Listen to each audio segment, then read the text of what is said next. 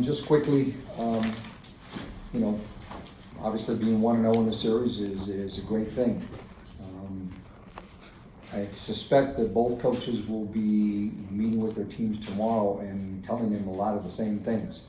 You could have done this better, you could have done that better, take care of the ball, don't turn it over. You know, I thought both teams made some mistakes. You know, first game is kind of, you know, feeling it out and deciding, you know, how somebody's going to play you. I thought we adjusted fairly well to how we were going to be played. But the second half, you know, was played evenly. And we need to be better than that. Our turnovers were higher than I'd like, but we got ourselves to the free throw line. We did a good job on the boards. We got some huge second shots in the fourth quarter that, you know, gave us the possession back after they made their run. You know, and having 5 players in double figures is huge. But I thought, you know, obviously Elena did, you know, what she does. I mean, 22, 10, and 5. And we had a lot of great contributions, but the Ariel Atkins contribution was huge today. From, you know, making her first 3 of the game to being aggressive. That looked like the Ariel from last year in the playoffs.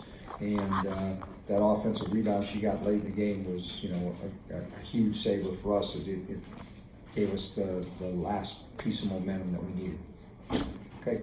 Mike, first question, last row center. Coach. William Ford, Washington Forum. Was some of the conscious effort for tonight offensively is more of a drive and kick game, especially with Christie going in the lane and kicking it out?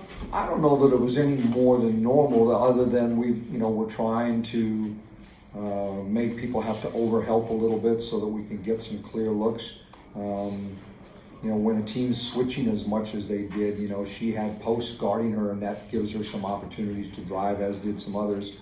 And when they switched and we had mismatches, they double teamed Emma and Elena on the block. And so, you know, when it's kicked back out to the guard, you have some driving lanes when teams are double teaming. So I think there was as much of just a product of the game and not necessarily a game plan. I think that's kind of what I was saying. Our team adjusted to how we were being played.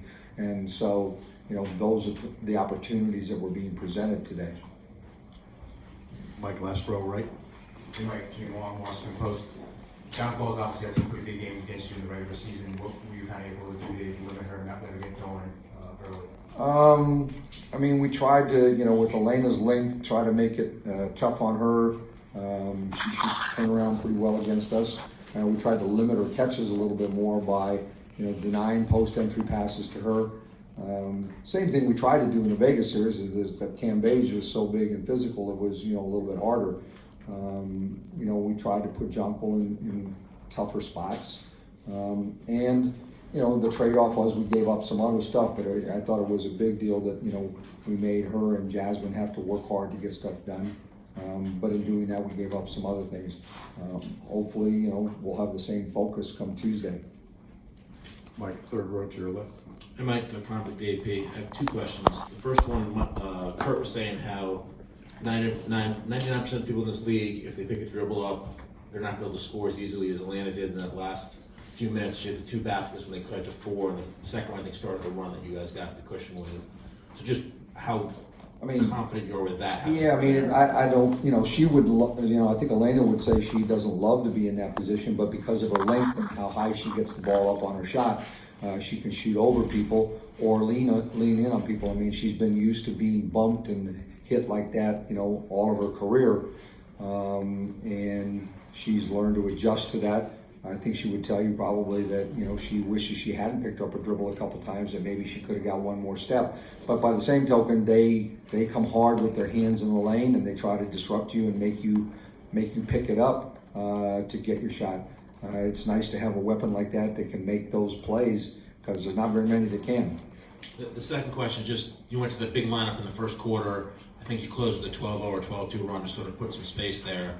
What did you see that was so effective early on with those 3 playing together? Well, they were put in a position of having one of their guards either guard Elena or Emma Miesemann or Latoya, and we were going to go at that matchup, which we did with Emma some. The problem for us is that we didn't stay with her long enough because Emma got a couple quick fouls, and so we didn't play the lineup as long. But that was, you know, that was the idea, is to make them have to play on their heels, make a decision on who they were going to put on our various post players.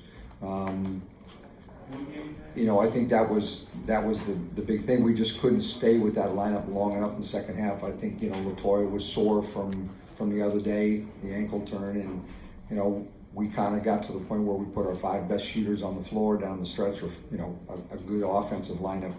But we'll see more of that lineup as the series goes on. Mike, second row to your left.